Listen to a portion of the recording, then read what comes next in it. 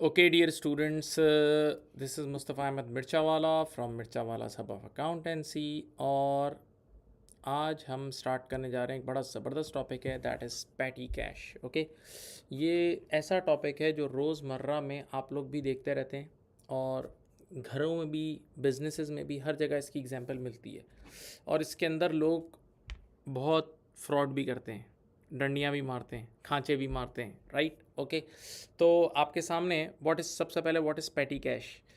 देखें, अगर आप एक बिज़नेस ओन करते हैं, बिज़नेस में कुछ तो बड़े खर्चे होते हैं। जैसे बिज़नेस में आपको कई बार आपको कोई बिल्डिंग बाय करनी है या कोई बड़ा फर्नीचर बाय करना है या आपने पूरी क्या कहते हैं कंस्ट्रक्शन करानी है, तो ये तो एक आपके समझ लो बड़े सैलरीज पे करनी है, ह्यूज। कुछ बिजनेस में करोड़ों की सैलरीज हो रही होती हैं, तो ये तो बड़े खर्चे हैं। लेकिन कुछ छोटे मोटे काम भी होते हैं। चाय लेकर आनी है, इंस्टीट्यूट की बात कर रहा हूँ तो मार्कर्स लेकर आने हैं, राइट। क्लीनिंग का मटेरियल लेकर आना है, स्टैम्प्स लेकर आना है, आपका प्रिंटिंग के पेपर ख़त्म हो रहे हैं, तो ये छोटे मोटे खर्चे। अब अगर इस छोटे मोटे खर्चों के लिए कोई निज़ाम ना हो और बार बार सीनियर मैनेजमेंट के पास दरवाज़ा खटखटाया जाए तो आप परेशान हो जाओगे, सोचो ना। तो देखें यहाँ पढ़ें, every day there are many small payments. ये देखो, ये सारे छोटे छोटे खर्चे हैं। टैक्सी के किराए हो गए, कोई गेस्ट आया हुआ है, जैसे हमारे इंस्टीट्यूट पे भी गेस्ट आते हैं तो उनके लिए फ्लावर्स आते हैं, उनके लिए कोई छोटा मोटा खाना मंगा लिया जाता है। ये सब चीज़ें देखिए, ये रूटीन खर्चे हैं, आपके सामने नज़र आ रहे हैं जो छोटे मोटे खर्चे होते हैं रोज़मर्रा के। Now imagine if every payment had to be made through bank transfer. अब अगर हर पेमेंट बैंक ट्रांसफ़र के थ्रू की जाए तो कितना मुश्किल हो जाएगा, आप सोचो ना। और स्पेशली मैं अगर इधर की बात करूँ डेवलपिंग इकोनॉमीज़ में, जहाँ तो कैश ही किंग है, जहाँ कैश ही कैश चल रहा है यार, तो आपको बहुत सारी चीज़ें कैश पे खर्च करनी पड़ती हैं। That would waste a lot of time, therefore business keeps a small amount of physical cash. तो अब इन खर्चों के लिए कैश रखना ज़रूरी है। वैसे पेपरलेस इकोनॉमीज़ की तरफ भी दुनिया जा रही है, नो डाउट जा रही है, बिल्कुल जा रही है। लेकिन इन सारे खर्चों के लिए कैश का होना ज़रूरी है, ठीक है। Now petty cash is the money, notes, coins kept by business to pay for small value of expenses and other transaction that requiring cash, ठीक है। तो ये कैश का एक बैलेंस हम अपने साथ कैरी करते ही करते हैं।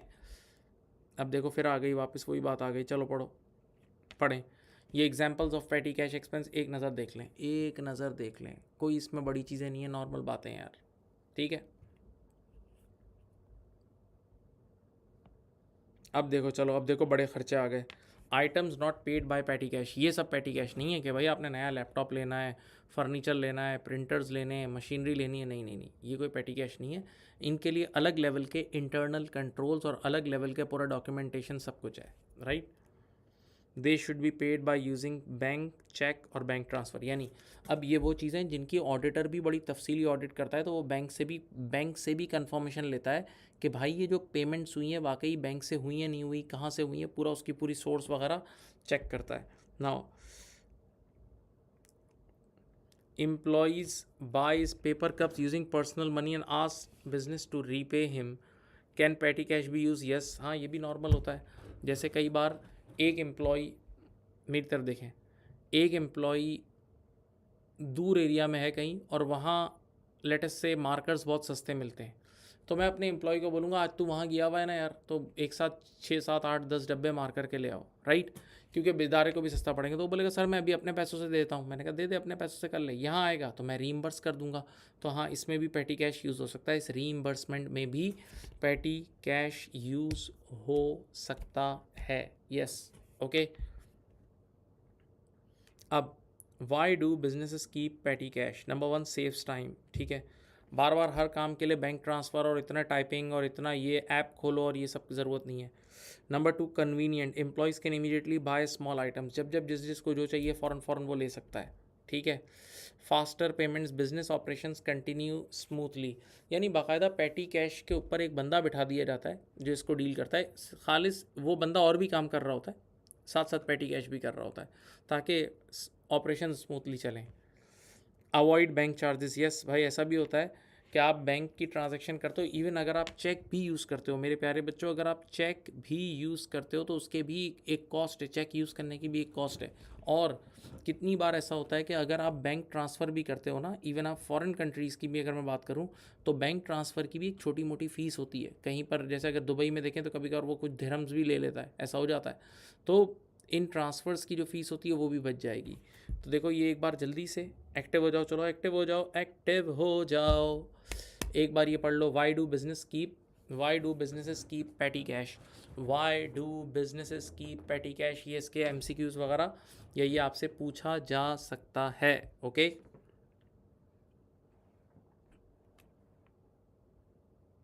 अब देखो भाई, petty cash procedure number 1, employees takes money from the petty cash books, but before taking money he places IOU inside the box। बहुत सिंपल सी बात करूँगा, देखो सुनो, यहाँ देखें, एक एम्प्लॉई है जिसने कहीं जाके कुछ खर्चा करना है, यानी बिज़नेस का कोई खर्चा करना है, मेरे ही बिज़नेस के लिए मेरे एम्प्लॉई ने कुछ खर्चा करना है। तो जब वो पैटी कैश के बॉक्स से पैसे निकालेगा ना, तो अभी उसने खर्चा किया नहीं है, मेरी तरफ देखें, अभी उसने खर्चा किया नहीं है। अगर उसने खर्चा कर लिया होता तो फिर तो उसका रिसीट होती, कोई ना कोई एविडेंस होता, लेकिन अभी वो जाके करेगा। तो अभी वो जब ये पैसे विड्रॉ करेगा ना, तो उसको एक नोट उसके नाम से, जैसे असलम ने पैसे निकाले हैं तो असलम के नाम से लिख दिया जाएगा IOU का मतलब देखो, उसका फुल फॉर्म पढ़ो ना, IOU का मतलब मुझ पर उधार है। यानी ये देखो भाई, यानी जिस एम्प्लॉई ने भी, बिल्कुल बेसिक बात है, जिस एम्प्लॉई ने भी पेटी कैश से पैसे निकाले हैं ना, तो वो अपना IOU नोट छोड़ जाएगा। इसका मतलब कि फ़लाँ एम्प्लॉई ने कुछ खर्चा करने के लिए पैसे निकाले हैं, लेकिन हाँ, जैसे ही वो खर्चा करेगा आएगा और उस खर्चे की एक्चुअल रसीद सबमिट करेगा और फिर IOU नोट हट जाएगा, फिर उसके ऊपर से ऑब्लिगेशन हट जाएगी, फिर उस एम्प्लॉई के ऊपर से ऑब्लिगेशन हट जाएगी। देखो IOU का मतलब ये है कि मैंने लोन लिया है, तो फिर उसके ऊपर कोई लोन नहीं है, उसके ऊपर कोई जिम्मेदारी नहीं है, उसने एक्चुअल उसकी रिसीट सबमिट कर दी कि भाई ये खर्चा हुआ, ये मार्कर्स आए, ख़त्म। चलो पढ़ो आराम से। Employee takes money from the petty cash box, but before taking money he places an IOU note inside the box। What is an IOU means, देखो पढ़ो, it's a simply temporary note saying I have taken money and will return with receipt। अब मैं ये पैसे वापस कर दूंगा या इसकी रिसीट जमा करा दूंगा, सही है, ओके। या अगर 1000 रुपये लिए हैं और ख़र्चा 700 रुपये का हुआ है तो 700 रुपये की रिसीट जमा दूंगा और 300 रुपये आके वापस रख दूंगा। IOU रिकॉर्ड्स, अब देखो वो जो IOU की स्लिप बनती है, IOU की एक स्लिप बनती है ना, एक फॉर्म भरना पड़ता है, छोटा सा फॉर्म समझ लो, हल्का सा। तो उसमें क्या क्या होगा, एक तो आपने कितने पैसे लिए, अमाउंट टेकन, किस दिन लिए और उस लड़के का नाम जिसने लिए, सही है। तो ये एक बेसिक फॉर्मेलिटी का होना ज़रूरी है, ये एक बेसिक फॉर्मेलिटी का होना ज़रूरी है, okay, right. Employee purchases the item, example bought paper for $8। चलो हाँ, अब क्या हुआ, एम्प्लॉय ने, इसने पैसे का अमाउंट दिया था, ठीक है, चलो। अब एम्प्लॉय ने जाके $8 की जाके चीज़ ख़रीद ली, ठीक है। उसने निकाले थे $10, इसने निकाले थे $10, लेकिन ख़रीदी $8 की। If change remains it return to the petty cash box, example employee receive $10, spend 8 और 2 रिटर्न, सही है, सिंपल समझो। देखो सबसे पहले उसने जाके डब्बे से, वो जो पैटी कैश का बॉक्स था वहाँ से $10 निकाले और IOU का $10 का नोट बना दिया, सही है। अब गया शॉपिंग पे और इसने $8 की इदारे के लिए, यानी बिज़नेस के लिए शॉपिंग की और $2 इसको कैश बच गया। अब ये वापस आएगा, $8 की रिसीट जमा कराएगा, ये खर्चा हुआ है, और $2 का वापस कैश रिटर्न कर देगा और इसका IOU का नोट ख़त्म हो जाएगा। स्टेप 4 देगा, वही जो मैंने बात बताई, IOU इज़ रिमूव्ड, क्योंकि अब इसने एविडेंस जमा करा दिया कि भाई ये खर्चा हुआ है। अब patty cash voucher is placed inside the box instead, the voucher is attach with the original purchase receipt as evidence, original purchase receipt as evidence, okay। now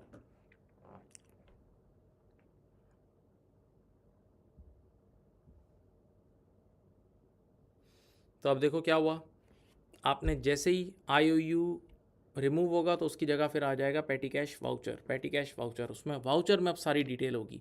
भाई देखो IOU में तो सिर्फ ये लिखा था ना कि किस बंदे ने कौन बंदा लेके गया है। अब जब वो बंदा वापस आके जब वो बताएगा कि हाँ भाई मैंने पेन ख़रीदे हैं, मार्कर ख़रीदा है, तो अब पैटी कैश वाउचर क्रिएट होगा जिसमें लिखा जाएगा पेन, ये सब चीज़ें, और साथ कितने का ख़रीदा उसकी एविडेंस, एक रिसीट, उसकी रिसीट भी होगी। वैसे दुनिया भर में बहुत जगहों पर ये गलत काम होता है कि लोग नकली रसीदें भी बनवाते हैं, दुकानदारों से जाके बोलते हैं नकली, फेक, ये भी चल रहा होता है, ये सब होता है। बहरहाल इसके ऊपर चेक एंड बैलेंसेस भी होते हैं, फिर इदारा वेरीफाई भी करता है, कॉल भी करता है, ठीक है। मेरा अपना एक मानना ये है इसमें, मैं पर्सनल अपना बता रहा हूँ कि इस फ्रॉड को रोकने के लिए कोशिश करके बड़े बड़े सुपर स्टोरों से चीज़ें मंगाया करो, यानी छोटी जगहों से, खुली जगहों से नहीं मंगाओ, जहाँ पर कोई फॉर्मल निज़ाम ना हो। आपने उसको बोला भाई जाके फ़्रूट ले आओ, तो अब उसने फ़्रूट ओपन जगह से अगर ख़रीद लिए, किसी ठेले वाले से ख़रीद लिए, तो अब ठेले वाले में तो आप कैसे वेरीफाई करोगे इसकी? तो वो हाथ से लिखी हुई कोई चीज़ ऐसी बना के दे देगा, तो उसमें फ्रॉड हो सकता है ना। तो उधर बेहतर ये है कि आप उसको बोलो कि एक बड़े सुपर स्टोर से जाके ख़रीदो, बेशक उसकी थोड़ी प्राइस ज़्यादा होगी लेकिन उसकी रसीद ऑथेंटिक होगी।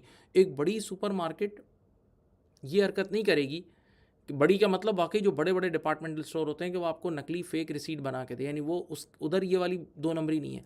तो आपके इदारे का एक इन्वायरमेंट अच्छा रहता है, माहौल अच्छा रहता है, मेरी अपनी थिंकिंग ये है। बहरहाल हर इदारे का अपना अपना है। अब आ जाओ, कंप्लीट फ्लो सीखो। एम्प्लॉय को सबसे पहले पैसों की ज़रूरत थी, जी जनाब, वो गया, उसने जाके पैसे उठाए पेटी कैश के बॉक्स से और एक IOU प्लेस कर दिया, ठीक है। कैश इसको मिल गया, ये जाके इसने मार्केट से चीज़ें ख़रीदी, देखते रहें, होश में रहें। वापस आके इसने चेंज वापस किया, IOU अब रिमूव हो गया और उसके बदले क्या आया? Places voucher and receipt. अब एक बात है ना, वाउचर इंटरनल डॉक्यूमेंट है, वाउचर उसी वक्त बनेगा। वाउचर इदारे का अपना डॉक्यूमेंट है, रिसीट एक्सटर्नल है। देखो ये इंटरनल डॉक्यूमेंट है और ये एक्सटर्नल है भाई, ठीक है। ये रिसीट बाहर से लेकर आएगा। हाँ, और इसी रिसीट में कई बार लोग 2 नंबरियाँ करते हैं, नकली फेक रिसीट्स बना के जमा करा देते हैं, ये 2 नंबरियाँ होती हैं, ये 2 नंबरियाँ होती हैं, ओके।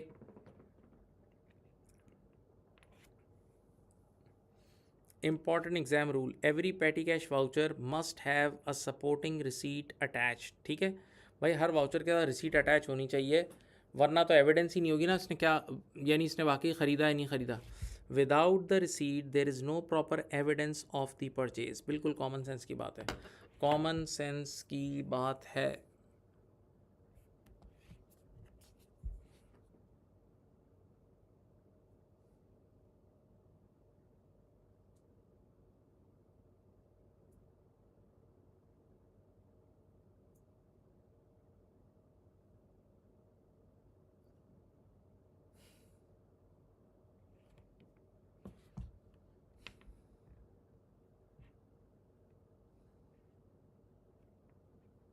अब पढ़ो, ये बिल्कुल बच्चों वाली बात है। What is a petty cash voucher? A petty cash voucher is a document that records every payment made from the petty cash box. It serves as official, देखो पढ़ो, it serves as official evidence that money has been spent. The voucher is kept inside the petty cash tin, उसी box में, petty cash के tin में या till जो भी है, together with the purchase receipt, ठीक है। तो अब देखो, फिर मैं बोलता हूँ, पेटी कैश वाउचर हम लोग खुद बनाते हैं, हमारा इंटरनल डॉक्यूमेंट है, उसमें सब लिखते हैं, लेकिन रिसीट जो है वो बाहर दुकानदार से लेकर आते हैं, किसी स्टोर से लेकर आते हैं, सही है। ये दोनों मिल जाती हैं तो एविडेंस पक्की है, ठीक है, प्रोवाइडेड कि वो रिसीट असली हो, रिसीट नकली ना हो। थोड़ा सोचो भी, देखो थोड़ा इदारे को सोचो, अपने घर को सोचो। अच्छा देखो, ये तो मैंने अभी आपको एक बिज़नेस का बताया, मैं अपने कितने दोस्तों को जानता हूँ जो, अगर एक बंदा एक 2000 गज के घर में रहता है, बड़ी फैमिली है, इतनी गाड़ियाँ हैं घर में, कम से कम 10-15 नौकर चाकर हैं, तो यार रोज़ के बहुत सारे खर्चे हो रहे होते हैं, पता है। ऐसे घर, इतने बड़े घर को मैनेज करने के लिए भी एक मैनेजर रखना पड़ता है, सच बिल्कुल प्रैक्टिकल बात कर रहा हूँ मैं। तो उसमें अब अगर हर 1 मिनट पे सेठ को नॉक हो रहा हो, सेठ साहब अभी दोपहर का खाना खाना है, इसके पैसे दे दो, हाँ भाई इसकी चाय के पैसे दे दो, अभी गार्डनर आया है, अभी ये एक छोटा ये काम कराना है, यार ये मोटर ख़राब हो गई है, इसको सही करा दो। यार इतना बड़े घर में कितना काम होता है, इतना सफाई इतनी हो रही होती है, पता नहीं कितनी चीज़ें, ये सही करा के दो, आज ये लाइट ख़राब हो गई, इस छोटा, आज इलेक्ट्रिशियन को बुलाओ। तो ऐसे छोटे छोटे 500 काम होते हैं। तो अगर सेठ हर काम में लगेगा तो सेठ खुद फ़कीर हो जाएगा। तो फिर इन घरों में ये रिवाज होता है कि एक बंदे को पेटी कैशियर बना दिया जाता है भाई, एक एक फ़ंड वो सेठ देता है, बोला भाई खर्चा करता रहे, मुझे हर हफ्ते के एंड पे हिसाब देते रहना। ऐसा होता है, मैंने खुद देखा है।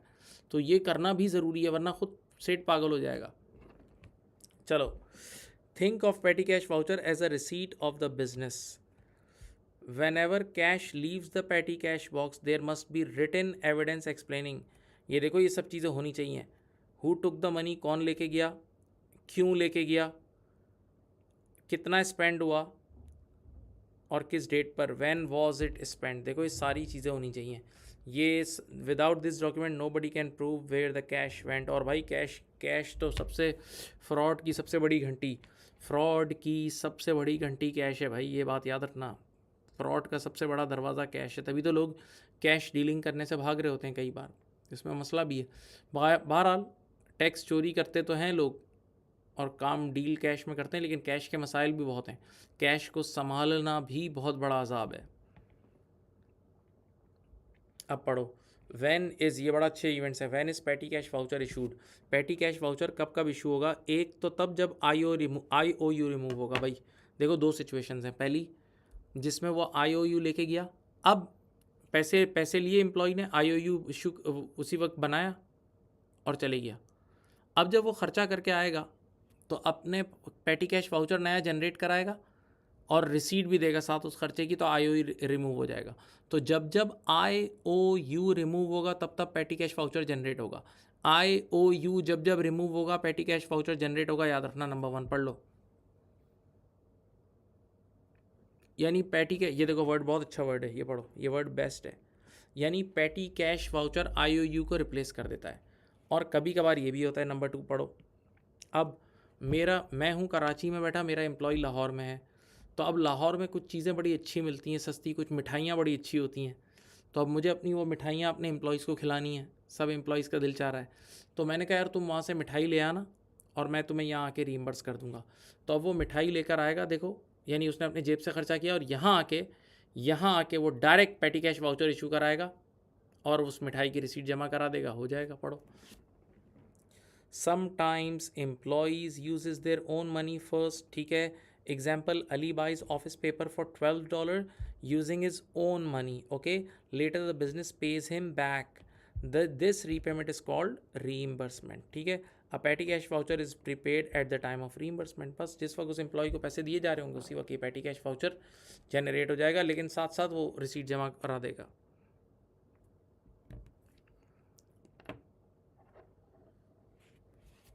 सही।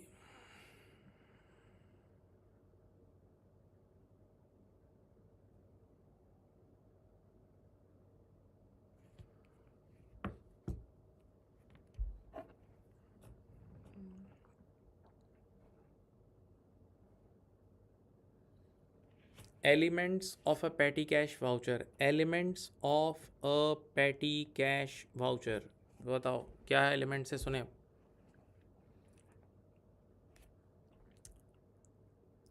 पहला सवाल ये है कि यहाँ देखें किस डेट को ट्रांजैक्शन हैपन हुई है, वो डेट लिखेंगे। एक वाउचर नंबर होगा डेफिनेटली। देखो आपने रिसीट बुक देखी है, रिसीट नंबर 1 फिर 2 3, रिसीट बुक के अंदर भी एक नंबर होता है, तो ये वही है। ठीक है, तो example of voucher has every voucher has a unique number. अगर प्रिंटेड वाउचर्स पड़े होते हैं, प्रिंटेड बुक्स पड़ी होती हैं, तो उनके अंदर नंबर्स होते हैं। Because business must keep vouchers in sequence, this makes auditing easy. बिल्कुल, एक प्रॉपर नंबर के साथ ऑर्डर के साथ चल रहा होगा तो आपको ऑडिट करना भी आसान होगा ना। डिटेल्स होंगी उसकी कि the explain what was purchase, क्या ख़रीदा, एनवेलप्स ख़रीदे हैं, टैक्सी फेयर, क्या चीज़। देखो फिर देखो यहाँ पेटी कैश वाउचर में क्या क्या चीज़ होंगी, डेट नंबर 1 सही है, किस दिन, नंबर 2 वाउचर नंबर होगा, नंबर 3 भाई क्या ख़रीदा है, what was purchase, number 4 net amount भी होगा, this is the amount before sales tax, this is the actual cost. अच्छा देखो बेटा, आप लोग वैल्यू एडिड टैक्स का चैप्टर मुझसे पढ़ चुके हो, वैल्यू एडिड टैक्स या सेल्स टैक्स का। अब मेरी तरफ देखो, आप लोगों ने एक इनपुट टैक्स पढ़ा था ना, याद है? देखो क्या था भाई, जब बिज़नेस कोई ख़र्चा करता है, बिज़नेस जब बायर होता है, बायर, हम कोई ख़र्चा कर रहे हैं, तो ख़र्चा करते वक्त सामने वाला सेलर हमसे अपनी ख़ुद की प्राइस भी ले रहा है और वैट भी ले रहा है। सामने वाला सेलर ख़ुद की प्राइस भी ले रहा है और वैट भी ले रहा है। तो हमने eight the time of buying कुछ वैट पे कर दिया। तो अब जो वैट हमारे जेब से चले गया ना, और हम अगर रजिस्टर्ड सेलर हैं, रजिस्टर्ड ट्रेडर हैं, तो हम गवर्नमेंट के पास जाएंगे और ये इनपुट वैट क्लेम कर लेंगे, ये इनपुट वैट क्लेम कर लेंगे। तो बेटा जब हम इनपुट वैट क्लेम कर लेंगे तो फिर इनपुट वैट हमारी कॉस्ट तो नहीं हुई ना, सोचो। तो हमारी कॉस्ट तो वही हुई ना, नेट अमाउंट यानी एक्सक्लूसिव अमाउंट। तो वो यही बात कह रहा है, this is the amount before sales tax, this is called the actual cost of the item. Example, printer paper price before tax is 50, तो नेट अमाउंट भी यही 50 कहलाएगी। आप यूँ देखें, मैं समझाता हूँ यार, तुम लोग भूल गए होगे। ये सप्लायर है, सप्लायर से मैंने 100 रुपये की प्रोडक्ट की प्राइस 100 रुपये थी और उसने मुझसे वैट ले लिया 20 रुपये का, ठीक है। मैं हूँ मैन्युफैक्चरर, तो बज़ाहिर मेरे जेब से कितने गए, 120। बज़ाहिर मेरे जेब से ये टोटल 100 + 20 120 गए, लेकिन इस 120 में से 20 रुपये का वैट है। तो वो वैट के लिए मैं टैक्स डिपार्टमेंट के दरवाजे पे नॉक करूँगा और वो मुझे ये 20 रुपये का इनपुट वैट वापस कर देगा, अगर मैं रजिस्टर्ड आदमी हूँ, ठीक है। तो आप बताओ मुझे घर में नेट कॉस्ट कितनी पड़ी, ये रही मेरी नेट कॉस्ट। घर में मुझे ये चीज़ 100 रुपये की पड़ गई, घर में ये मुझे चीज़ 100 रुपये की पड़ गई। और मेरे प्यारे बच्चों, इसी को एक्सक्लूसिव प्राइस बोलते हैं। उम्मीद है आपने वैल्यू एडेड टैक्स की क्लासें ली हुई हैं, ज़ाहिरी बातें ली हुई हैं, ऑब्वियसली ली हुई हैं, ऑब्वियसली ली हुई हैं।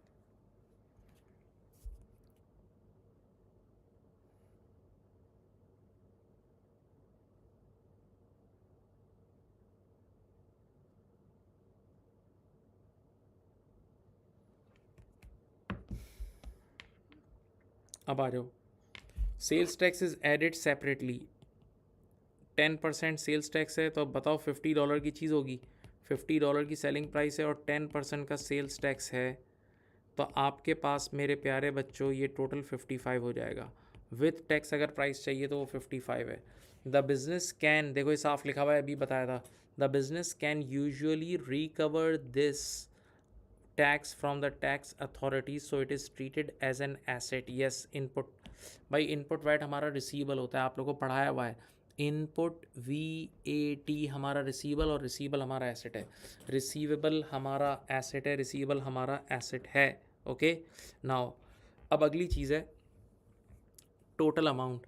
अगली चीज़ है टोटल अमाउंट या ग्रॉस अमाउंट। टोटल अमाउंट या ग्रॉस अमाउंट होता है net amount plus sales tax, वही ना। ये टोटल अमाउंट को हम इंक्लूसिव भी बोलते हैं, टोटल अमाउंट को हम इंक्लूसिव प्राइस भी बोलते हैं, याद है, आपने पढ़ी हुई है। तो 50 का नेट अमाउंट था, 5 रुपये का सेल्स टैक्स है, तो 55 ये आपका हो गया, 55 ये हो गया आपका टोटल ग्रॉस अमाउंट, ठीक है। और फाइनली इसमें होती है सिग्नेचर, सही है। फाइनली इसमें क्या होती है, सिग्नेचर होती है। Okay, right. अब ये भी बहुत अहम है, नंबर 8 क्या, ऑथोराइज बाय, वेरी इंपॉर्टेंट भाई। यानी अगर एक बात सोचो, यानी दुनिया इतनी शरीफ तो नहीं है ना, आप सिर्फ यूँ सोचें कि एक रूम में पेटी कैश पड़ा होगा और लोग खुद ही जाएंगे खुद ही जाएंगे अपनी मर्ज़ी से, जिसको चॉकलेट खानी है वो चॉकलेट के पैसे निकालेगा, बिस्किट खाना है बिस्किट निकाल लेगा, जो खर्चा करना है करो भाई, जिसको जो अय्याशी करनी है, जो खाना पीना ही, ऐसा नहीं है यार। इसका मतलब एक पेटी कैश का सुपरवाइज़र होगा या पेटी कैशियर होगा जो अप्रूव करेगा, यानी उसका भी साइन आ रहा होगा कि भाई अप्रूव किसने किया है। यही तो सबसे बड़ा फड्डा होता है, जब बाद में कहानी खुलती है, जब गेमें हो जाती हैं और बाद में कहानी खुलती है, तो ये सवाल सबसे पहले आता है, हु अप्रूव्ड दिस ट्रांजैक्शन, किसने ये ट्रांजैक्शन अप्रूव की है, किसने ये ट्रांजैक्शन अप्रूव की है। तो भाई उसके साइन भी चाहिए और वो साइन बहुत ज़रूरी है, वो साइन बहुत ज़रूरी है।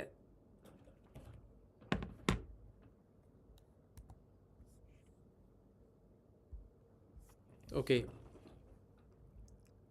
अब देखें यहाँ, ये आ गया payment voucher versus receipt voucher. ये क्या है, पेमेंट वाउचर तब बनेगा जब कैश बाहर जाएगा, जब पेटी कैश उससे डिक्रीज़ होगा और अल्टीमेटली ये एक एक्सपेंस है। जैसे अगर मैं IOU की मिसाल दूँ, तो IOU जब वापस आएगा, IOU सोचो, तो इसका मतलब फिर कोई ना कोई वो जो अब जो वाउचर भरा जाएगा, क्योंकि IOU तब जनरेट होता है जब पैसे निकाले जाते हैं, राइट। तो अब जब वो एम्प्लॉय वापस आएगा तो IOU को रिप्लेस कराएगा पेटी कैश वाउचर से, और वो ये वाला वाउचर होगा पेमेंट वाउचर, क्योंकि अल्टीमेटली पैसे निकलें।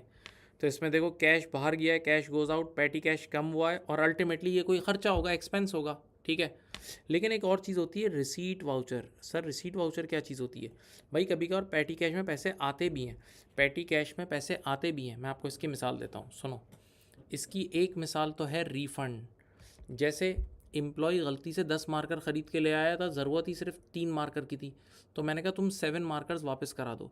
तो अब जब वो 7 मार्कर वापस कराएगा तो अब उसके पास पैसे आएंगे, अब वो पैसे वापस डालेगा।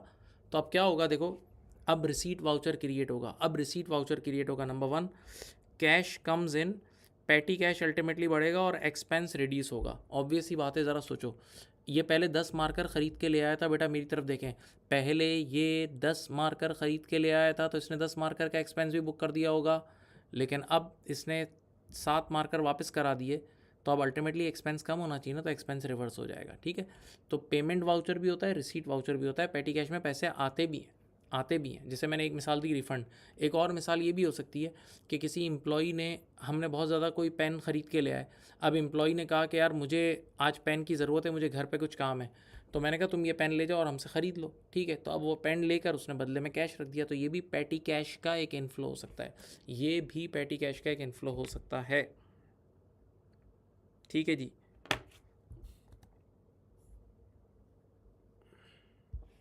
ओके जनाब, अब आ रहा है हमारे पास इम्प्रेस सिस्टम। ये पैटी कैश का एक सिस्टम है। ये एक सिंपल आसान लफ्ज़ों में समझें। देखें, सुनो, हम पैटी कैश का एक बैलेंस मेंटेन कर देते हैं, बोल देते हैं भाई पैटी कैश में हमेशा होंगे $1000। ठीक है, ये $1000, और आप समझ लो कि इसमें मैंने डे 1 पे $1000 डाल के इसको फिल कर दिया, इस डब्बे को $1000 डाल के फिल कर दिया। ठीक है, अब इस डॉलर से समझ लो $400 के खर्चे हो गए, एक्सपेंसेस यानी विड्रॉल। इस बॉक्स से $400 के विड्रॉल हो गए, तो अब अगले हफ्ते जब मैं आऊँगा ना यहाँ, तो 1000 में से 400 निकल गए होंगे। कितने निकल गए होंगे? 400। लेकिन मैंने क्या डिसाइड किया था कि एक फ्लोट मुझे मेंटेन करना है, वो $1000 का है। तो जब $400 निकल गए, 600 बचे हुए होंगे, तो अब मुझे प्लस भी एग्जैक्टली $400 ही करना होगा। फिक्स $400 प्लस करूँगा तो ऑटोमेटिकली फिर से ये दोबारा डब्बा 1000 पे आ जाएगा, दोबारा ये डब्बा 1000 पे आ जाएगा। तो एक फ़िक्स फ्लोट हम मेंटेन करते हैं। ठीक है, इससे ये होता है कि हमें बाद में ऑडिट करना भी ईजी रहता है। इससे हमें ये भी होता है, देखो ये फ्लोट इदारे टू इदारे वेरी करता है। एक बहुत छोटी ऑर्गेनाइजेशन होगी ना, तो वहाँ बहुत कम फ्लोट पे भी काम चल जाएगा, लेकिन एक बड़ा इदारा होगा तो वहाँ फ्लोट भी ज़रा ज़्यादा रखना होगा, वरना तो हर सेकंड में खाली हो जाएगा।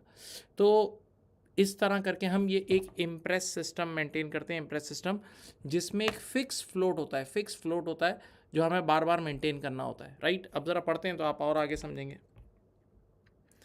An impress system is a method of managing petty cash in which the petty cash balance is always, देखो अल्फाज पढ़ो, इंग्लिश पढ़ना, always restored to a fixed amount called cash float at the end of each period। Her period के and पे आप उसी float पे, fix float पे ले आते हो।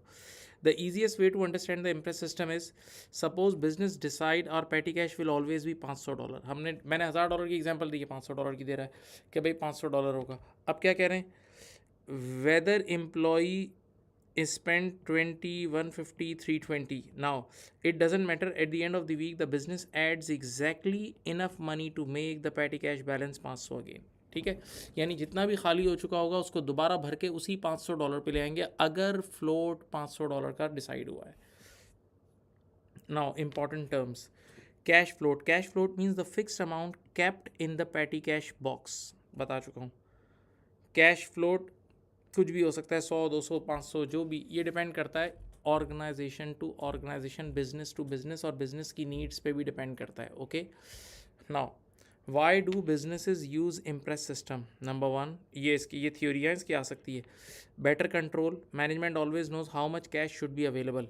देखो, एक तो कंट्रोल भी, और कई बार ऐसा भी होता है ना, आग लग गई, सारे पैसे जल गए, या कोई पैसे चोरी करके भाग गया, तो आपको पता है ना कि बस मैक्सिमम नुकसान इतना होगा, उससे बड़ा नुकसान नहीं होगा। ठीक है, easy checking, internal auditors can count cash any time. बिल्कुल, आपको पता है कि भाई एक फ़िक्स $1000 का फ्लोट होता था, अगर $300 का खर्चा हुआ है तो अब बाकी 700 अंदर होने चाहिए, तो कोई भी घुसेगा, जो भी ऑडिटर होगा, और वो उसी वक्त काउंट करके वेरीफाई कर लेगा।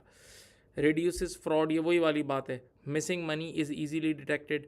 Accurate records, every payment must be supported by voucher. ये वैसे भी होता है, वाउचर वैसे भी बनता है, पेमेंट का वाउचर बनता है, ये एक एक्स्ट्रा बात लिखी हुई है। ठीक है, एक बार देख लो, फिर एक बार फिर देख लीजिए भाई, एक बार फिर देख लीजिए। नाउ अब आ जाओ इम्पॉर्टेंट, अब इसके फॉर्मूलाज हैं। इम्पॉर्टेंट फॉर्मूला नंबर 1, बहुत आसान बात है, कुछ मुश्किल नहीं, सिर्फ सोचना। देखो, इम्प्रेस्ड अमाउंट का मतलब वही फिक्स फ्लोट, हाँ ये वही फिक्स फ्लोट था। अब आप सिर्फ सोचें, ये देखो, मैंने सोचा था कि मेरे पास $500 का फिक्स फ्लोट होगा, ठीक है। $500 मैंने, यानी जिस दिन मैंने पेटी कैश शुरू किया उस दिन $500 डाल दिए, ठीक है। अब क्या हुआ, इसमें से कुछ पैसे निकले, एम्प्लॉयज़ आए, जिन एक एम्प्लॉय दूसरे शहर में था, उसने अपने जेब से खर्चा किया। जब वो यहाँ आया तो अब वो फ़ौरन से रिसीट जमा कराएगा और पेमेंट वाउचर बना के पैसे ले जाएगा। तो ये देखो, एक हो गया पेमेंट वाउचर जो इसमें से निकल गया। पेमेंट वाउचर का मतलब यहाँ से पैसे निकले, यहाँ लेटेस्ट से ये निकला $70 यहाँ से निकल गए, ठीक है। फिर कुछ एम्प्लॉयज़ IOU, याद है अभी ऊपर पढ़ा है यार, अभी थोड़ी देर पहले पढ़ा है, IOU में भी एम्प्लॉय पैसे निकाल लेता है। तो वो उसने निकाल लिए थे लेटेस्ट से $130, ठीक है। $130 का IOU निकाल लिया था। तो अब बताओ, आपने डे 1 पे $500 जमा कराए थे, आपने डे 1 पे जो सोचा था फ्लोट होगा $500, उसमें से डायरेक्ट जो पेमेंट वाउचर के थ्रू पैसे बाहर गए वो $70, IOU के थ्रू भी पैसे बाहर जाते हैं 130। तो बताओ एंड में कैश इन हैंड, एंड में मेरे प्यारे बच्चों यहाँ कैश इन हैंड कितना बचा हुआ होगा? कैश इन हैंड $300 का बचा हुआ होगा। कैश इन हैंड $300 का बचा हुआ होगा। कैश इन हैंड $300 का बचा हुआ होगा, ओके। तो अब बताओ, सिंपल फॉर्मूला बन तो गया, इसको इसको और इसको, इन तीनों को ऐड करोगे, देखो 1 1 2 3, तो आपके पास इम्प्रेस्ड अमाउंट आ जाएगा। आपके पास टोटल इम्प्रेस्ड जो फिक्स फ्लोट का अमाउंट आ जाएगा। ये एक फॉर्मूला है, मशहूर ज़माना बदनाम ज़माना फॉर्मूला है।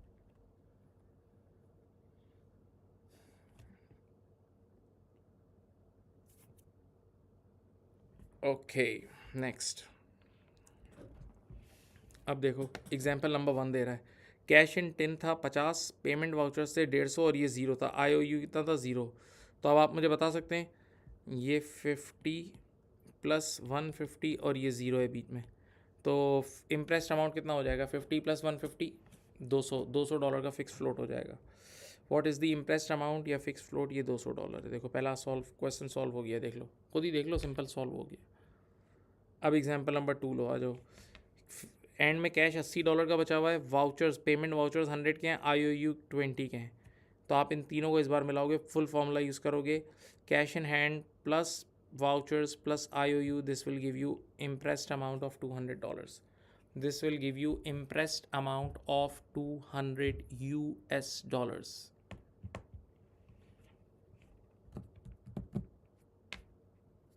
देन important formula number 2, सुनिए। पेमेंट वाउचर्स जो हैं वो क्या होगा? अब बल्कि और इजी कर लो यार, एक मिनट, इधर आओ, इधर आओ, इधर आओ, इधर आओ। अगर आपको इधर, चलो इधर देखो, एक बार ये फॉर्मूला समझा दिया ना मैंने, बॉक्स बना के समझा दिया। अब अगर इस इधर देखो, इस पेमेंट वाउचर आपको सिर्फ ये वाली चीज़ चाहिए, तो बाकी दोनों को उठा के वहाँ जाके लेस कर देंगे ना, बाकी दोनों को उठा के वहाँ जाके लेस कर देंगे। तो फॉर्मूला क्या बनेगा? देखो इधर ही से बना लो ना, payment voucher is equal to imprest amount minus cash in 10 minus IOU। बाकी चीज़ें वहाँ जाके, जो चीज़ें यहाँ प्लस हो रही है वहाँ जाके माइनस हो जाएगी यार, अजीब। तो impressed amount minus cash balance, यानी कैश इन 10, कैश इन 10 भी बोलते हैं या कैश इन हैंड, जो बोलना है बोल दो, माइनस IOU, ठीक है। अब देख लो, इम्प्रेस्ड अमाउंट है $500, कैश इन हैंड है 120, IOU 30 है। तो पेमेंट वाउचर्स कितने के होंगे ये देख लो भैया, आपके पास 350 के होंगे, ठीक है। यानी वही बात है यार, एक बार एक फॉर्मूला ड्राइव हो गया तो उसके अंदर से बहुत सारी चीज़ें निकल सकती हैं। एक बार एक फॉर्मूला ड्राइव हो गया तो उसके अंदर से बहुत सारी चीज़ें निकल सकती हैं।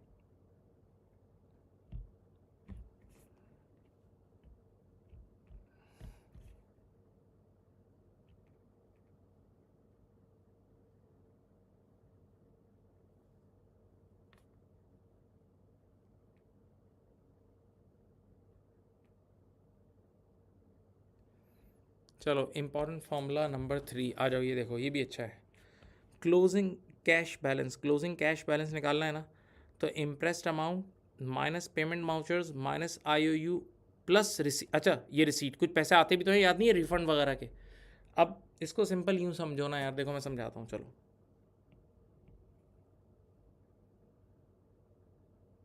ये देखो, आपने डे वन पे जब जब पेटी कैश शुरू करा तो आपने $500 का फ्लोट मेंटेन किया, आपने कहा भाई इंप्रेस्ड अमाउंट पूरा ये पूरा मिला के 500 होगा, ठीक है। अब क्या है, अब ये आपकी पेमेंट्स, ये पेमेंट वाउचर हो गए, ठीक है। ये आपके IOU हो गए, IOU भी इसमें से निकल जाएगा ना, हाँ सोचो। तो अब उसूलन जो बचेगा वो होगा कैश इन 10, जो बचेगा वो क्या होगा, कैश इन 10। यानी आप खुद सोचो, एक मिनट देखो फॉर्मूला क्या बना। अगर आपको ये वाला हिस्सा मैं ज़रा कलर चेंज करता हूँ, ये देखो, अगर आपको ये वाला हिस्सा निकालना है, देखो ओ ये तरफ हो गया, ठहर। अगर आपको ये वाला हिस्सा निकालना है कैश इन 10, तो इस वाले हिस्से में से ये और ये माइनस करना होगा। थोड़ा सा मेरी स्क्रीन पे गौर से देखें, गौर से। अगर आपको कैश इन 10 निकालना है तो 500 यानी इम्प्रेस अमाउंट में से माइनस करना होगा IOU, माइनस करना होगा पेमेंट वाउचर। लेकिन अब ज़रा एक बात सोचो, अगर कोई चीज़ इनफ्लो रिसीव हुआ है, कोई इनफ्लो रिसीव हुआ है, बेटा आप कॉमन सेंस की बात सोचो, कोई इनफ्लो आएगा तो अल्टीमेटली क्लोजिंग कैश को बढ़ाएगा ना। कोई इनफ्लो आएगा तो वो इसमें ऐड हो जाएगा, रिसीट वाउचर इसमें ऐड हो जाएगा। आप सोचो तो सही, क्योंकि अगर कोई रिसीट होगी तो वो अल्टीमेटली इस क्लोजिंग कैश इस वाले हिस्से को बढ़ा देगा, वो अल्टीमेटली इस वाले हिस्से को बढ़ा देगा, वो अल्टीमेटली इस हिस्से को बढ़ा देगा अगर कोई रिसीट वाउचर आएगा। तो ये क्लोजिंग कैश बैलेंस निकालते वक्त ये भी ख्याल करना, क्लोजिंग कैश बैलेंस निकालते वक्त कैश इन 10 बोल दो या क्लोजिंग कैश बैलेंस निकालना हो तो impressed amount minus payment vouchers, क्योंकि चलेगा, ये पैसे गए, IOU चले गए पैसे, लेकिन रिसीट वाउचर आ गए तो ऑटोमेटिकली क्लोजिंग बैलेंस को भाई पैसे जितने और आएंगे तो क्लोजिंग बैलेंस बढ़ेगा ना। थोड़ा सा खुद भी तो सोचो यार, इतने तो बड़े हो गए हो, सोचो यार, अकाउंटेंट बनने जा रहे हो। अब चलो ये फॉर्मूला अप्लाई कर लो। ये कह रहा है क्लोजिंग कैश निकालना है, तो ये amount minus this plus this minus this, देख लो 500 में से 300 के पेमेंट वाउचर्स, 10 का IOU प्लस 20 के रिसीट वाउचर, तो क्लोजिंग कैश बैलेंस आया 210। क्लोजिंग कैश बैलेंस आ गया 210, क्लोजिंग कैश बैलेंस आ गया 210। अब एक बहुत अहम चीज़ है जिसका नाम है टॉपअप। भाई ये बात सुनो, टॉपअप। भाई साहब एक बात सोचो, ये मैं अपने इंस्टीट्यूट में खुद करता हूँ, अपने मेरे से ही चेक साइन कराने आते हैं लोग। यानी भाई अब जब पेटी कैश पैसे ख़त्म होना शुरू होंगे, टक टक टक टक टक टक, तो दोबारा डालने भी तो पड़ेंगे, सेट को दोबारा पैसे डालने भी तो पड़ेंगे, यानी ऑर्गेनाइजेशन को दोबारा उसमें इनपुट भी तो देना पड़ेगा, उसको टॉपअप बोलते हैं। जैसे मोबाइल फ़ोन में जब क्रेडिट ख़त्म होता है तो टॉपअप करते हो ना, नया क्रेडिट डालते हो, तो इसमें भी नया सांसें दोगे ना, नया पैसा डालोगे ना। तो अब कभी भी टॉपअप निकालना होना तो वो बहुत सिंपल फॉर्मूला है, ये इम्प्रेस सिस्टम के अंदर है, payment vouchers plus IOU minus receipt vouchers, payment vouchers plus IOU minus receipt vouchers. इसको भी मैं और बच्चों की तरह समझाता हूँ। चलो इधर देखो, इसको मैं वैसे तो ये बच्चे फॉर्मूला याद करके कर लेते हैं, मैं तुम्हें सिर्फ लॉजिक दे के समझा रहा हूँ। इधर देखो,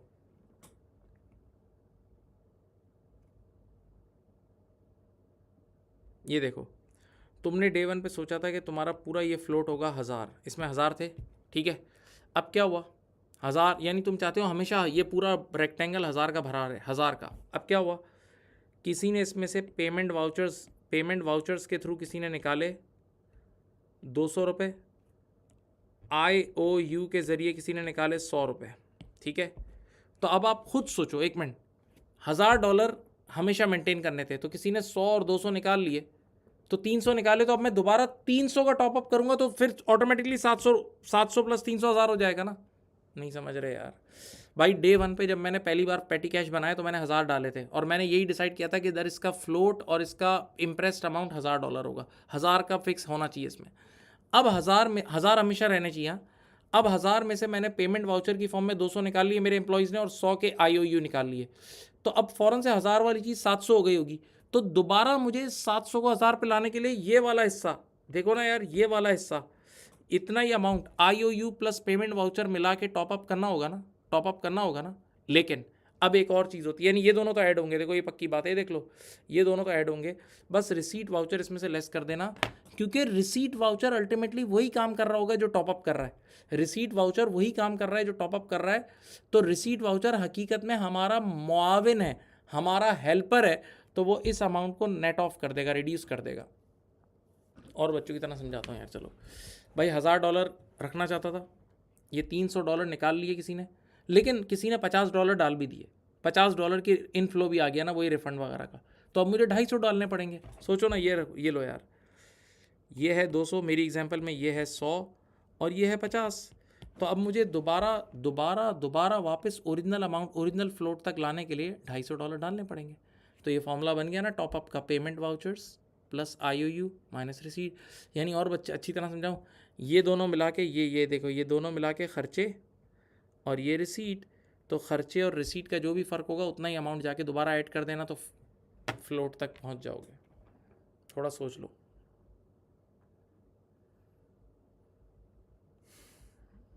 थोड़ा सा सोच लो भाई, सोच लो।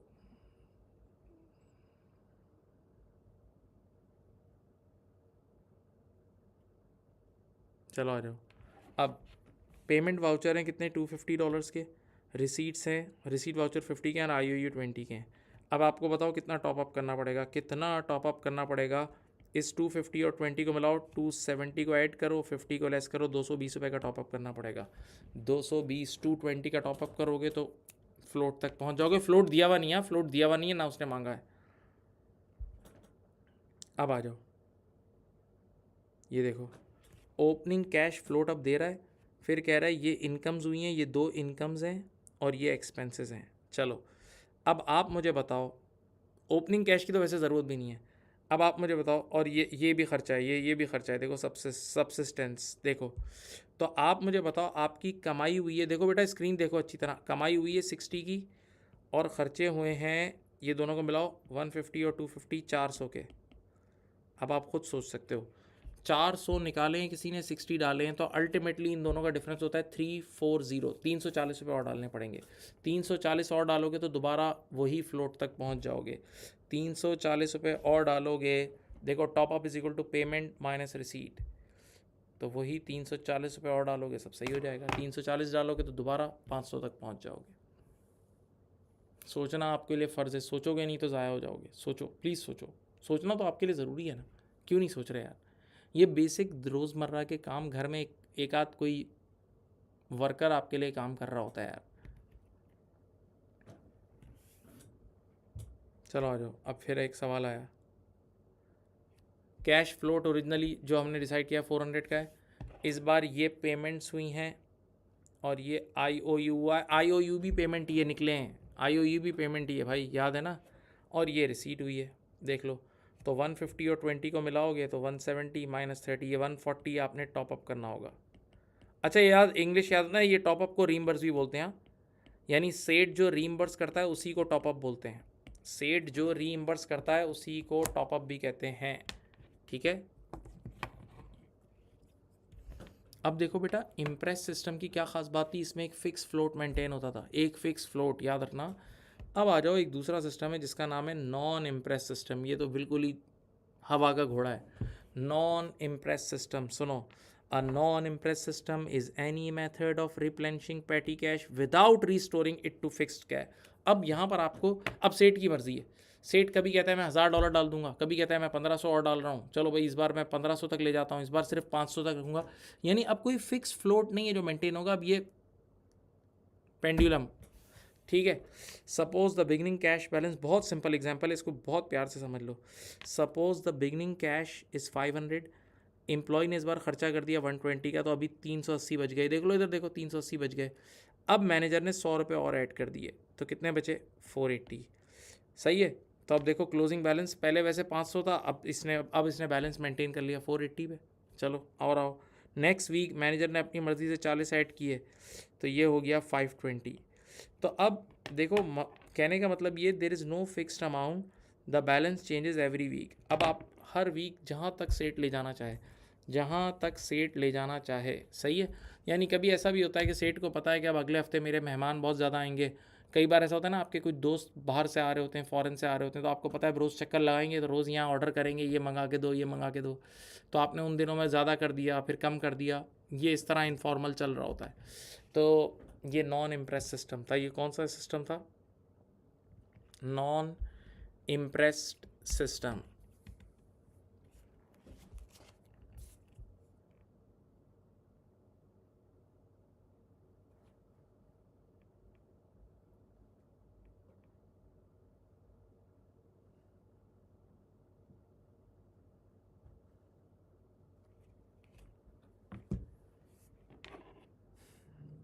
Introduction to petty cash accounting, introduction to petty cash accounting, आ जाओ। At the end of each account, अब इसकी डबल एंट्रीज, अब इसकी बिल्कुल बच्चों वाली डबल एंट्रीज के तुम लोग माहिर हो। At the end of each accounting period, all petty cash activities are entered into accounting system through journal entries and then posted to journal ledger. सही है, एंट्रीज बनेंगी फिर लेजर में जाएंगी।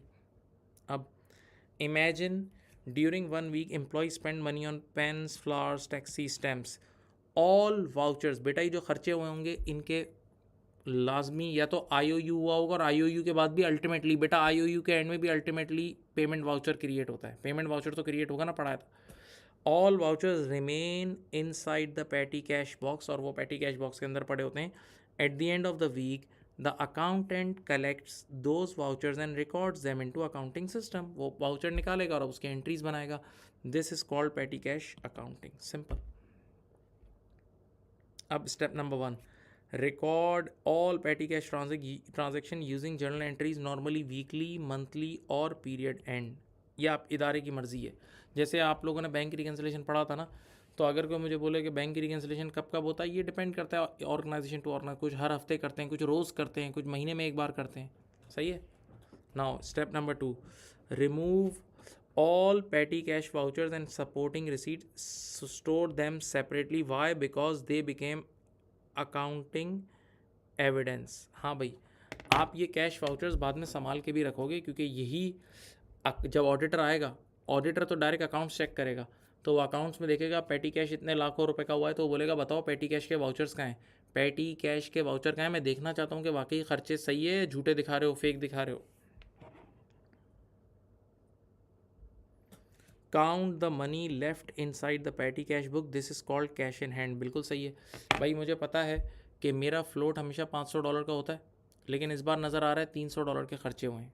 सही है, तो 500 में से 300 के खर्चे हो गए, तो अब 200 होने चाहिए। तो मैं जाके वो अकाउंटेंट काउंट कर लेगा कि भाई $200 वाकई हैं या नहीं है। Count the money left inside the petty cash book, this is called cash in hand. Cash in hand means the actual physical cash remaining in the petty cash tin. बहुत ही बच्चों वाली बात है। Close the petty cash ledger account, close the calculate opening balance, add receipt less payment is equal to closing balance. बिल्कुल सही है। देखो अकाउंटेंट हर हफ्ते आ रहा है, अकाउंटेंट को सोचो, अकाउंटेंट लास्ट वीक आया था, लास्ट वीक के एंड पे अकाउंटेंट को पता था कि $200 अंदर पड़े थे।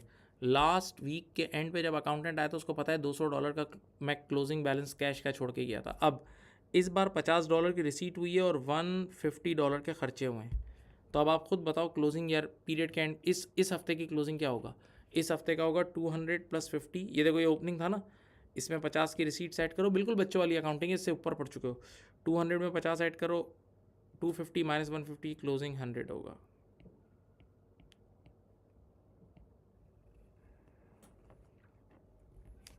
अब ज़रा सुनो, बहुत मज़े की बात, ये तो आपके पास जो अकाउंटेंट का लिखा हुआ होगा वो इस तरह देख के क्लोजिंग बैलेंस यहाँ से निकालेगा, फिर यही क्लोजिंग बैलेंस अंदर हाथ डाल के गिनेगा, हाथ डाल के गिनेगा, चेक करेगा क्या $100 वाकई है। देखो compare cash in hand with पेटी कैश लेजर, यानी लेजर एक तरफ तो लेजर की अकाउंटिंग कर रहा है अकाउंटेंट, तो लेजर बोल रहा है क्लोजिंग बैलेंस $100 होना चाहिए, तो वो डब्बे को भी खोलेगा और उसमें भी नोटे गिनेगा कि $100 या 100 पाउंड है या नहीं है। If both are equal everything is correct, if not investigate the difference, वरना इन्वेस्टिगेशन होगी। वैसे जहाँ पैटी कैश के पैसे पड़े होते हैं वहाँ CCTV वगैरह ये सब लगा हुआ भी होता है, तो कंट्रोल्स हर इदारे में होते हैं, ऐसा नहीं है।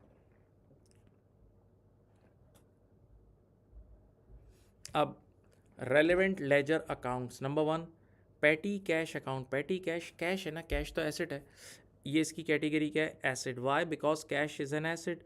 When ever cash increases debit, whenever cash decreases credit. सबको पता है, फजूल बातें नहीं करो।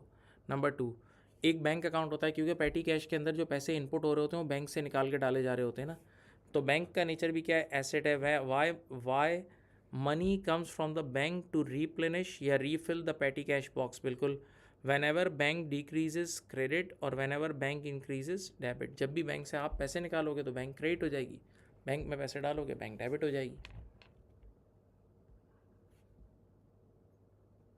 अब आओ तीसरा, एक्सपेंस अकाउंट। जी बिल्कुल, पैटी कैश के अंदर बहुत तरह तरह के खर्चे भी तो हो रहे हैं ना, खर्चे category expense, whenever business buys something expense increases. भाई जब भी बिजनेस कोई भी खर्चा करेगा, टैक्सी पे कर रहा है या जो भी, पेन मार्कर्स जो भी, example stationery expense, travel expense, office expense, postage expense, refreshment expense, ठीक है। तो और एक्सपेंस जब भी बढ़ता है तो डेबिट होता है, आपको ही पता है। अब आ गया सेल्स टैक्स। बेटा यहाँ सेल्स टैक्स को इसने एसेट क्यों बोला बताऊँ? क्योंकि यहाँ ये सेल्स टैक्स से मुराद इनपुट टैक्स है। सेल्स टैक्स अभी मैंने ऊपर भी पढ़ाया था, इनपुट टैक्स वाकई हमारा एसेट होता है। बेटा इनपुट टैक्स हमारा रिसीवेबल होता है। सोचो यार, इनपुट टैक्स हमारा रिसीवेबल होता है, रिसीवेबल हमारा एसेट है। याद है, हमें गवर्नमेंट से वापस लेने हैं, हमें गवर्नमेंट से वापस लेने हैं। ओके, क्योंकि जब आप सप्लायर से चीज़ें खरीद रहे हो, तो मैं फिर बोल देता हूँ, ऊपर भी पढ़ाया था, जब आप सप्लायर से चीज़ें खरीद रहे होते हो तो ख़रीदते वक्त आप वैट पे कर देते हो। अब आप घूम के गवर्नमेंट के पास जाते हो और बोला मेरा वैट वापस करो, तो ये जो इनपुट वैट है हमारे लिए रिसीवेबल रिसीवेबल रिसीवेबल होता है। इसीलिए मेरे बच्चों ये एसेट है। Because input sales tax can be recovered from the, ये बताया अभी, tax authority, since the business expects to receive the money back, it is treated as an asset. It is treated as an asset. It is treated as an asset.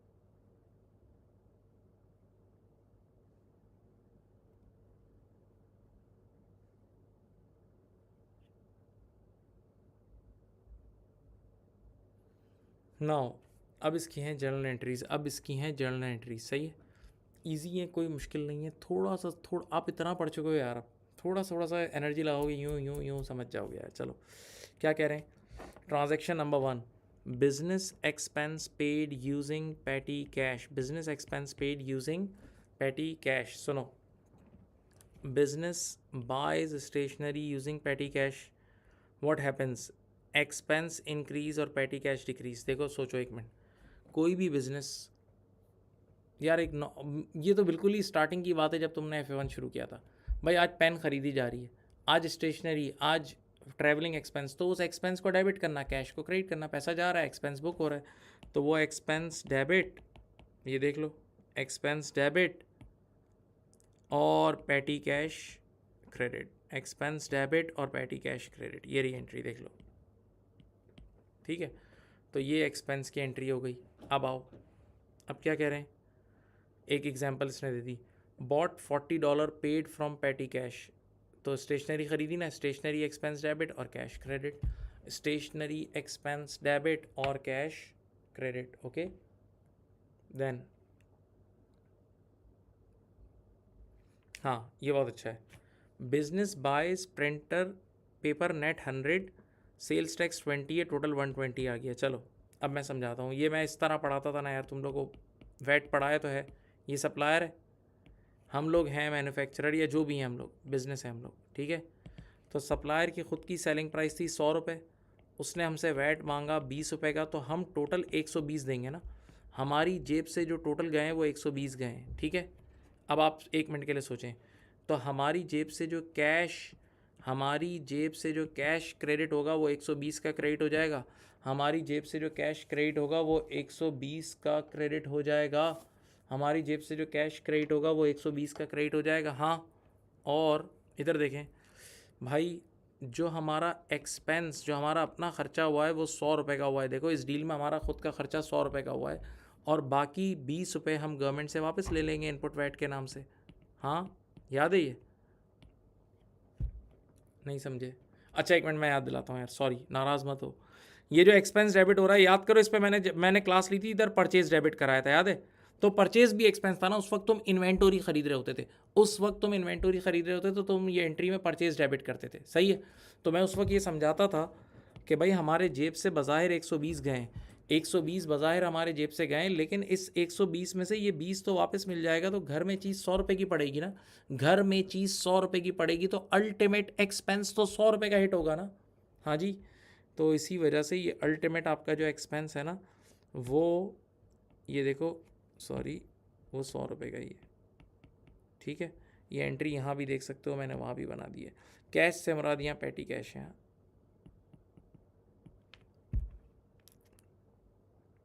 अब आ जाओ, ये क्या है? ये आपको रिफंड मिल रहा है, cash receive into petty cash. कई बार देखो ना, छोटे मोटे अमाउंट वापस भी आते हैं, तो रिफ़ंड को यूँ समझ लो, मैंने बल्कि बहुत अच्छी तरह समझाता हूँ। ज़िंदगी में एक चीज़ सिखाई थी कि अगर कभी भी रिफ़ंड हो रहा है तो वो नॉर्मल ट्रांजैक्शन का ऑपोजिट है। भाई आप नॉर्मल एक्सपेंस की एंट्री बनाते थे, ये देखो एक्सपेंस डेबिट और पैटी कैश, अभी ऊपर ही तो पड़ा ही है। नॉर्मल कोई भी खर्चा कर रहे हो तो उसकी एंट्री ये बनती थी, नॉर्मल कोई भी खर्चा कर रहे हो पैटी कैश से उसकी एंट्री ये बनती थी ना। हाँ हाँ, तो अगर कभी इसका उल्टा होगा, यानी आपने ज़्यादा खर्चा कर दिया और वो चीज़ें आपने वापस कराई हैं, तो आप रिवर्स एंट्री बनाओगे। ये रही देखो, आप अब पैसे आ गए तो पैटी कैश में डेबिट हो जाएगा और वो रेलेवेंट एक्सपेंस आपका क्रेडिट हो जाएगा, वो रेलेवेंट एक्सपेंस या जो भी एक्सपेंस है वो क्रेडिट हो जाएगा, ठीक है? तो रिवर्स एंट्री है, रिवर्स एंट्री बन जाएगी जब भी ये इनफ्लो आएगा। ये टॉपअप नहीं है, ये टॉपअप नहीं है, ये नॉर्मल जब जिस तरह आप खर्चे करते हो उस तरह कुछ चीज़ें रिफंड होकर वापस आ जाती हैं। कोई चीज़ एम्प्लॉय ने आपसे ख़रीद ली तो कुछ पैसा अंदर आ गया, तो अल्टीमेटली वो आपके एक्सपेंस को रिड्यूस ही कर रहा है ना, तो पैसा डेबिट और एक्सपेंस कम हो रहा है तो एक्सपेंस क्रेडिट। क्यों? क्योंकि एक्सपेंस बढ़ता है तो डेबिट होता है, याद है? ये रीज़ के। अब आते हैं टॉपअप। अब बड़ी अच्छी चीज़ है टॉपअप। टॉपअप ये तो मैं खुद करता हूँ ना, मैं तो इंस्टीट्यूट में खुद ही कर रहा होता हूँ।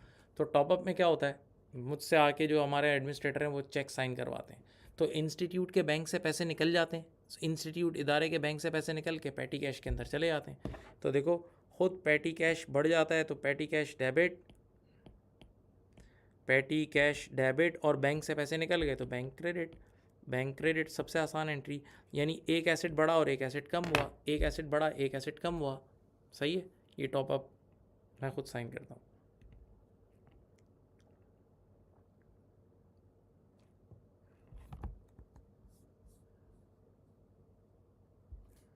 अब जो बातें की हैं ना उसकी एक मास्टर समरी आपकी खिदमत में हाजिर है, ओके राइट?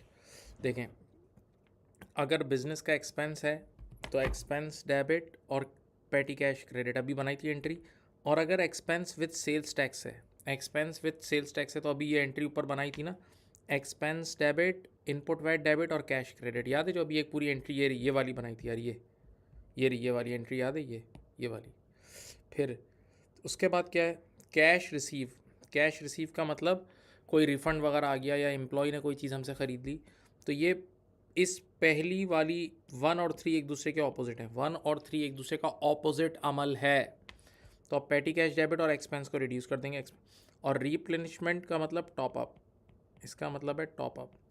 तो जो मैं करता हूँ, याद है? तो आप बैंक से पैसे निकाल लोगे, चेक बना के बैंक से पैसे निकालोगे तो बैंक क्रेडिट हो जाएगा और पैटी कैश डेबिट, सही है? तो ये एक फाइनली एक छोटी सी समरी आपकी खिदमत में आ गई।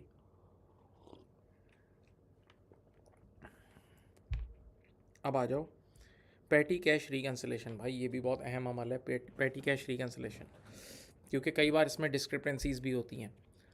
हमारा जो अकाउंटेंट जो लेजर मेंटेन कर रहा होता है, मेरी तरफ देखें, अकाउंटेंट जो लेजर मेंटेन कर रहा होता है वो उसका क्लोजिंग बैलेंस कुछ और होता है और पैटी कैश का फिजिकल कैश का बैलेंस कुछ और होता है। तो भाई अब ये परेशान होने वाली बात है ये बात। चलो, imagine the accountant says according to our accounting records there should be $150 in the petty cash box. Accountant कह रहा है यार मेरे लेजर के हिसाब से तो पैटी कैश के अंदर 150 होने चाहिए, हाँ, बट आफ्टर काउंटिंग सिर्फ 145 हैं, तो $5 कहाँ चले गए भाई? $5 वे डिड $5 गो? To answer we perform petty cash reconciliation. अब फिर पूरी रिकन्सिलेशन परफॉर्म करनी होगी। Now listen, petty cash reconciliation is the process, it is the process of comparing the physical cash in the petty cash जो tin में पड़ा हुआ है with the balance shown in the petty cash ledger account, जो accountant ने laser बनाए इन दोनों में, ताकि वो दोनों एग्री हो जाएं, इन दोनों सेम हो जाएं। जैसे आप कैश बुक और बैंक स्टेटमेंट की रिकन्सिलेशन करते थे, याद है? रिकन्साइल का लफ्जी तर्जुमा यही है, एलिमिनेटिंग डिफरेंस। रिकन्साइल का लफ्जी तर्जुमा क्या है? Eliminating difference. अब सुनो, अब यहाँ देखें पहला केस, ये तो ईजी है भाई, पहला तो बहुत ईजी है। पेटी कैश का बॉक्स कंटेन करता है $220, लेकिन लेजर बैलेंस भी $220 है।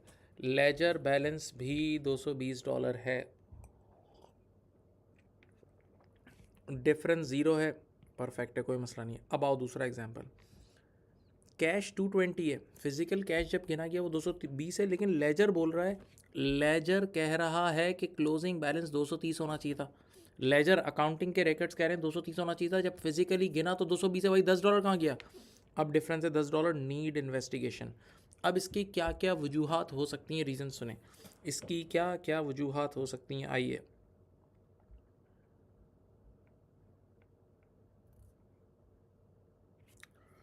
Why is reconciliation important? Why is reconciliation important? सुनो, business perform reconciliation to detect mistakes. भाई गलतियाँ भी हो सकती हैं ना, गलती भी होती है, फ़र्क आने की वजह गलती, हमेशा फ्रॉड नहीं होता, एरर भी होता है।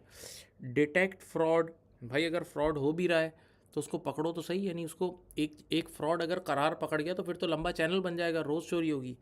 Detect theft, ensure accounting records are correct, यानी अकाउंटिंग भी प्रॉपर हो रही है नहीं हो रही, ये भी तो देखना है। स्ट्रेंथन इंटरनल कंट्रोल, बिल्कुल। देखो सुनो, अगर एक बार आपकी चोरी हो जाती है ना, देखो हर बार चोरी बुरी नहीं है, कई बार एक छोटी चोरी हमारी आंखें खोल देती हैं, तो जब हमारी आंखें खुल जाती हैं तो फिर हम और इंटरनल कंट्रोल्स अप्लाई करते हैं, सही है। जैसे हमें लग रहा है भाई पेटी कैश में चोरी हो रही है, आपने फ़ौरन से वहाँ सीसीटीवी एक्टिव कर दिया, आपका सीसीटीवी लगा हुआ था, अब आपने सीसीटीवी में रिकॉर्डिंग का ऑप्शन भी एक्टिव कर दिया, भाई इतने घंटे की इतने हफ्ते की रिकॉर्डिंग उसमें हो जाएगी। आपने ज़रा गौर से सुने, आपने पहले सिर्फ एक बंदा रखा था, उसकी साइन से ऑथराइज हो जाता था, अब आपने 2 लोग इन्वॉल्व कर दिए, इसको क्या बोलते हैं, बड़ा अच्छा वर्ड है, कौन सी ड्यूटीज़ बोलते हैं, एक वर्ड है मेरे जहन से निकल रहा है अभी, यानी सेग्रीगेशन ऑफ ड्यूटीज़।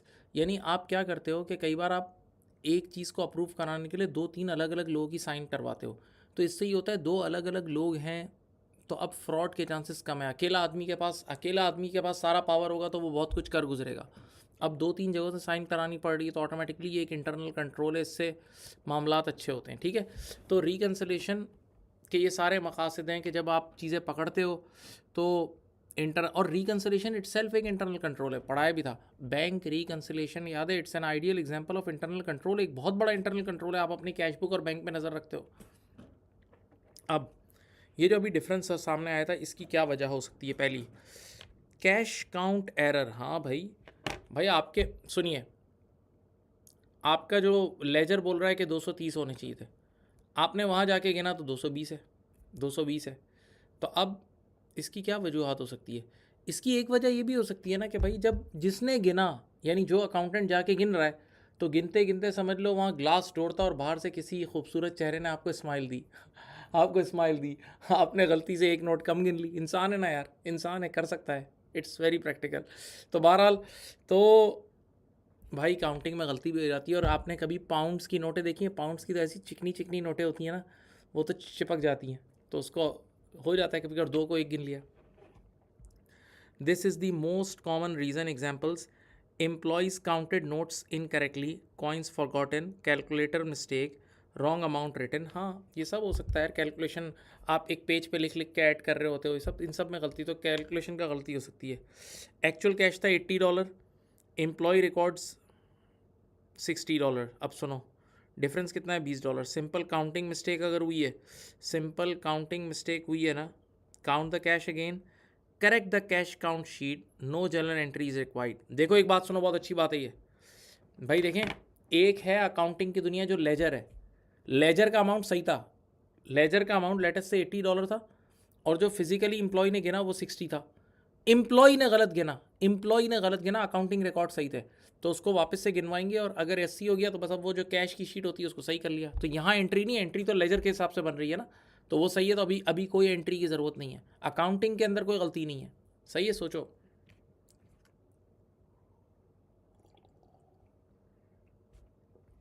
देखो लिखा हुआ है no journal entry is required if the accounting records are correct. अब ये देखो, sometime cash is spent but no voucher is prepaid और voucher exist but accountant forgots to record it, now ledger balance becomes incorrect. देखो ये आपका डब्बा है, इस डब्बे से पैसे निकल रहे हैं, कम हो रहा है, देखो ये डब्बा कम हो रहा है, तो डब्बे से पैसे निकल रहे हैं, तो अल्टीमेटली नीचे का जो फाइनल क्लोजिंग बैलेंस होगा, अल्टीमेटली नीचे का फाइनल क्लोजिंग बैलेंस कम हो चुका होगा। हाँ, लेकिन जब डब्बे से पैसे निकल रहे हैं तो साथ साथ वाउचर भी बन रहा है, जो भी पैसा निकाल रहा है वो पेमेंट वाउचर बना रहा है। अब अकाउंटेंट को चाहिए था वो पेमेंट, हर पेमेंट वाउचर को देख के एंट्री बनाए, जो ऊपर सिखाया था। अकाउंटेंट पेमेंट वाउचर को देख के एंट्री बनाना भूल गया, अकाउंटेंट की गलती। तो अब अकाउंटेंट के रिकॉर्ड्स में गलती है ना।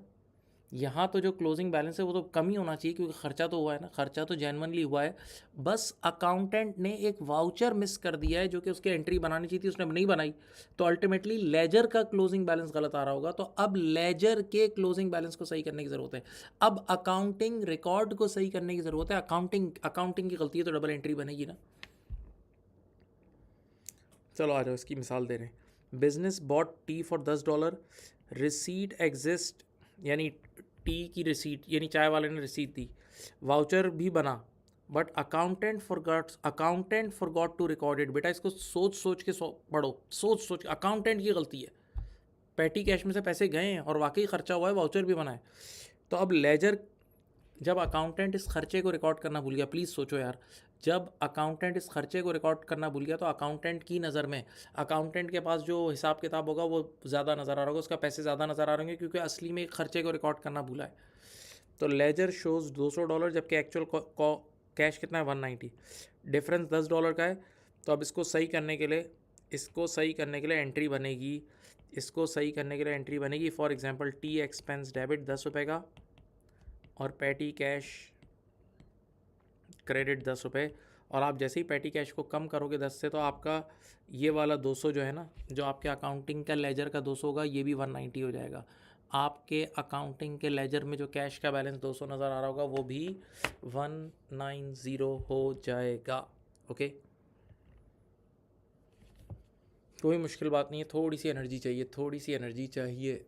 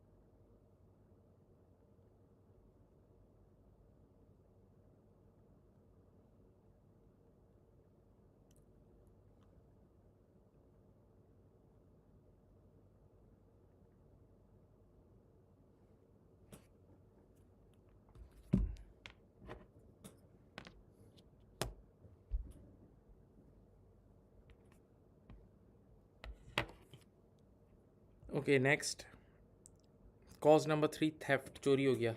Unfortunately cash can also be stolen, खुद तोड़ के नहीं जाता लेकिन लोग लेके चले जाते हैं। Example, cash should be 150 but only 120 is found. भाई फिजिकली 120 नज़र आ रहा है, यानी अब सोचो भाई, कैश के कम होने की वजह ये हो सकती है, एक तो रियल पेमेंट हुई है, और रियल पेमेंट होगी तो वाउचर होगा, रियल पेमेंट होगी तो वाउचर या IOU, पेमेंट वाउचर या IOU होगा। बेटा आप पुराने हो गए हो, लेकिन ना पेमेंट वाउचर है ना IOU है, फिर भी पैसे कम हो गए, तो इसका मतलब कोई इनविजिबल हैंड आया है और वो लेके चले गया है। सही है। हाँ, तो अब क्या होगा, आपने पूरा चेकअप कर लिया और आपने देख लिया भाई अब कोई वजह नहीं, तो इसका मतलब कैश चोरी हुआ है। तो थेफ्ट एक नुकसान है, थेफ्ट हकीकत में एक नुकसान है भाई। Record the shortage as a payment out, और यानी इसकी एक एंट्री बनेगी बाकायदा। देखो पैटी कैश क्रेडिट, और आप यूँ समझ लो, आप चाहो ना तो थेफ्ट एक्सपेंस है।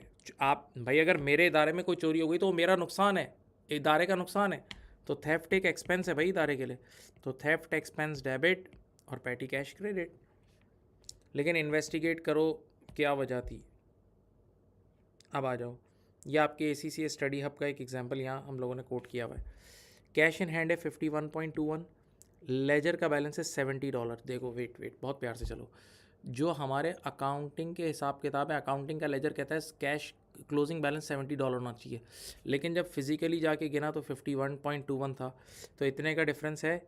The accountant investigated and found two problems, दो प्रॉब्लम नज़र आए। चलो, पहला, cash was counted incorrectly, correct cash is equal to 56।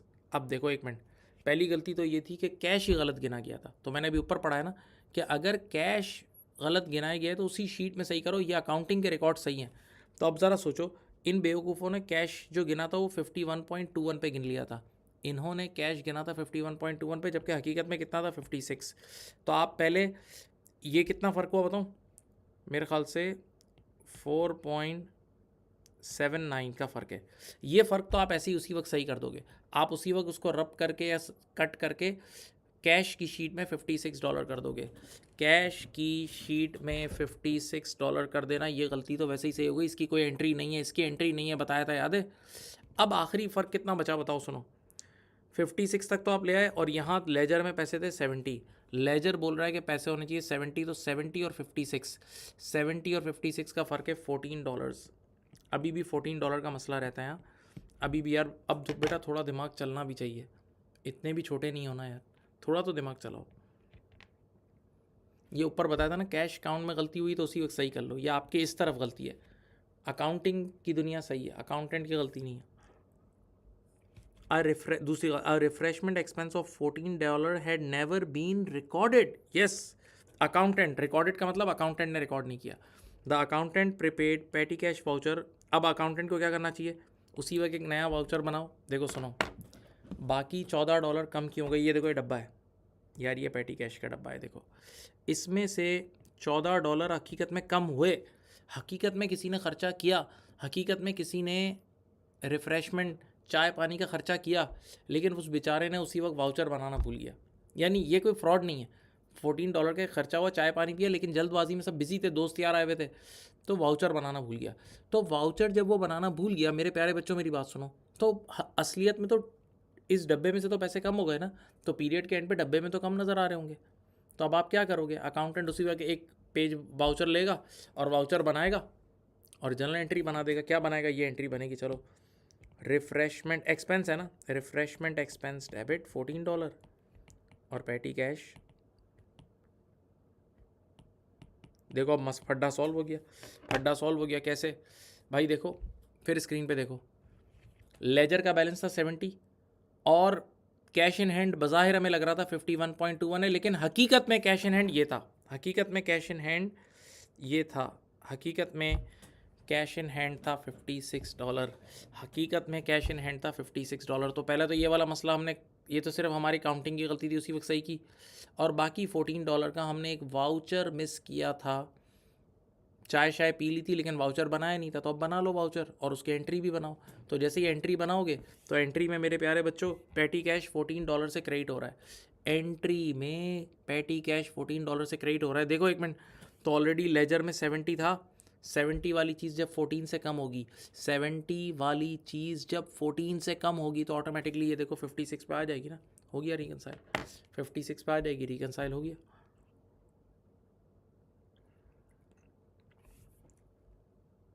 देखो after recording the missing transaction दोनों 56 पे हो जाएंगे, कैश को तो हमने 56 कर दिया था और वो लेजर भी 70 माइनस 14 56 हो जाएगा, द डिफरेंस इज 0, ख़त्म हो गया। ये देख लो एक बार, देख लो भाई, देख लो अच्छी तरह देख लो।